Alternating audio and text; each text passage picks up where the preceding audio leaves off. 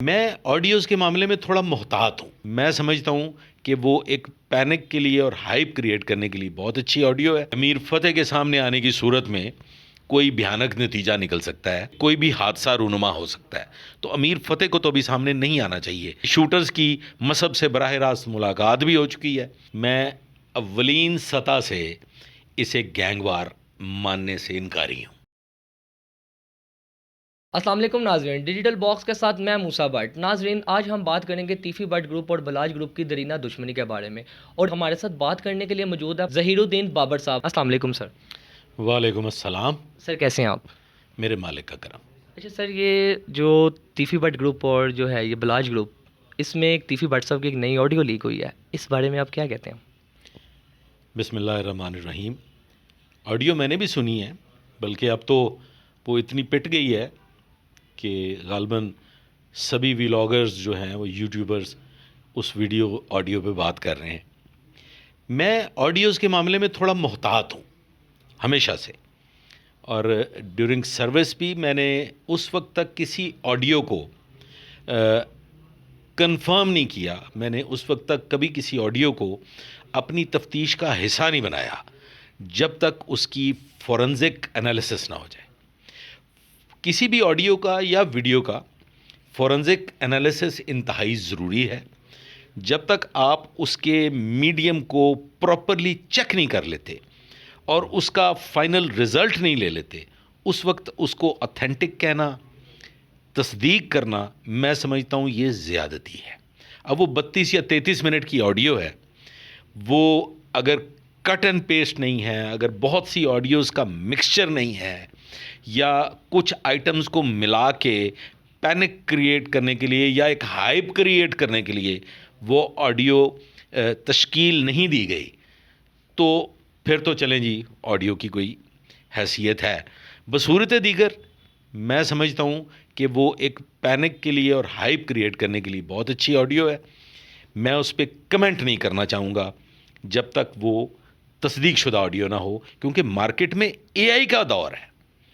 اے آئی تو بڑے بڑے گلوکاروں کو ریکارڈ کر رہا ہے اور ان کی آڈیوز جو ہیں وہ گانوں کی صورت میں مارکیٹ میں اویلیبل ہیں.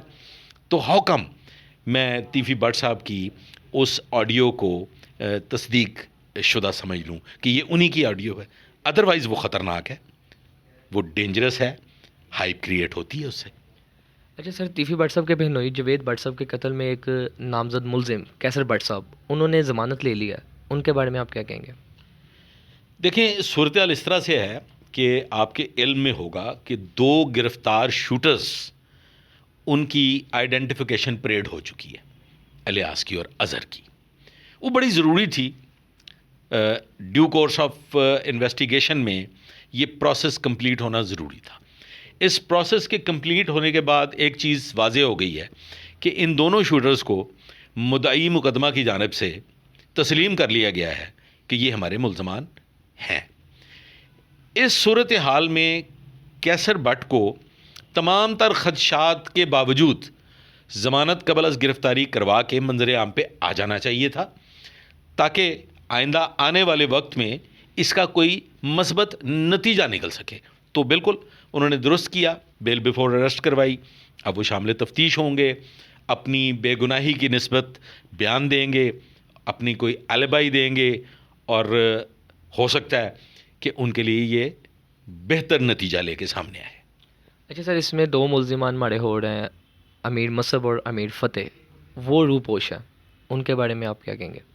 دیکھیے، چونکہ امیر فتح جو ہے وہ امیر مصب کا حقیقی بھائی ہے، بالاج کا حقیقی بھائی ہے. جب تک وہ اس چیز کو انشور نہیں کر لیں گے کہ اب ہماری جان کو اس طرح سے خطرہ نہیں ہے جیسا کہ اس وقت محسوس کیا جا رہا ہے کہ امیر فتح کے سامنے آنے کی صورت میں کوئی بھیانک نتیجہ نکل سکتا ہے. دونوں فریقین کے درمیان دشمنی پائی جاتی ہے، ان کے درمیان ایک ایسی ٹینشن کا ماحول ہے کہ کوئی بھی حادثہ رونما ہو سکتا ہے. تو امیر فتح کو تو ابھی سامنے نہیں آنا چاہیے. میں یہ سمجھتا ہوں یہ ایک سینسیبل موو ہے. مصب کا جہاں تک تعلق ہے تو مصب تو ویسے بیرون ملک ہے، ثابت ہو چکا ہے شوٹرز کی جانب سے کہ یہ بائے کیا گیا. عارف نے مذہب کے بہاف پہ، اور پھر اس میں یہ بھی شواہد سامنے آئے ہیں کہ شوٹرز کی مذہب سے براہ راست ملاقات بھی ہو چکی ہے. تو ویسی صورت میں شاید مذہب ابھی منظر عام پہ نہیں آئے گا. سر یہ دونوں پارٹیز باہر بیٹھی ہوئی ہیں، تیفی بٹ گروپ اور بلاج گروپ.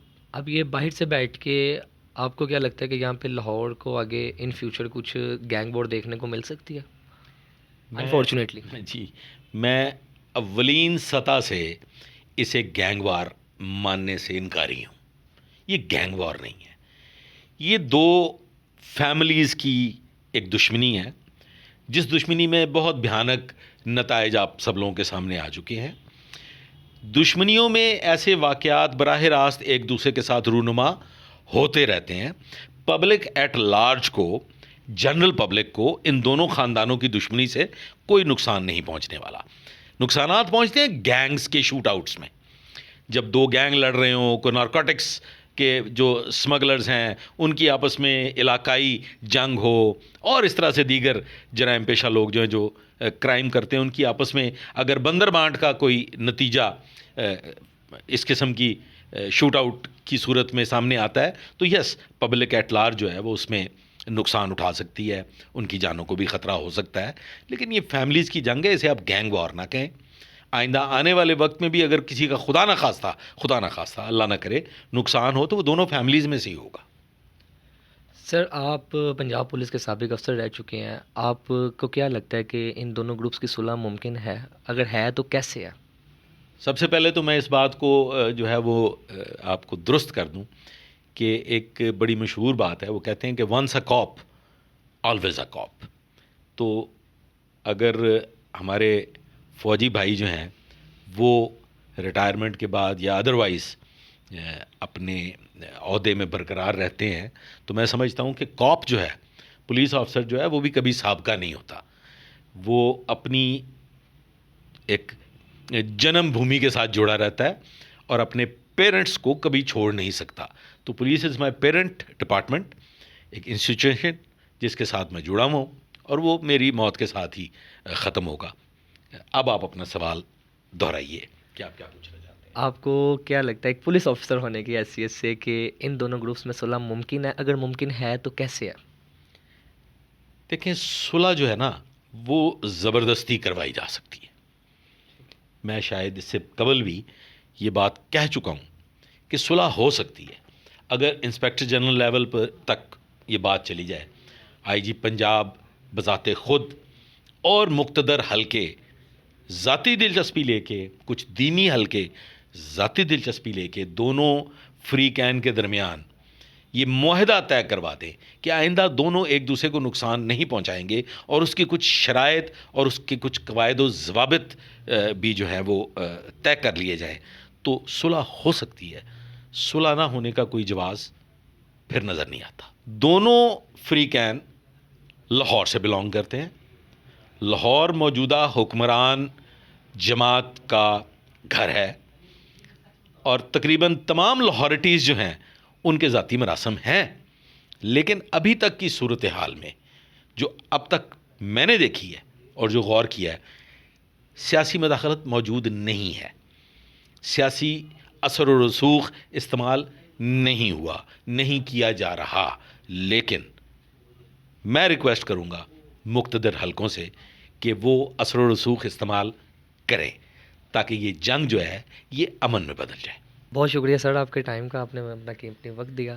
تو جی ناظرین، آپ نے ظہیر الدین بابر صاحب کی آپ نے ساری گفتگو سنی، انہوں نے بڑی شارٹ اور بہت سینسیبل باتیں کی. اسی کے ساتھ اپنے میزبان موسیٰ بٹ کو دیجیے اجازت. اللہ حافظ.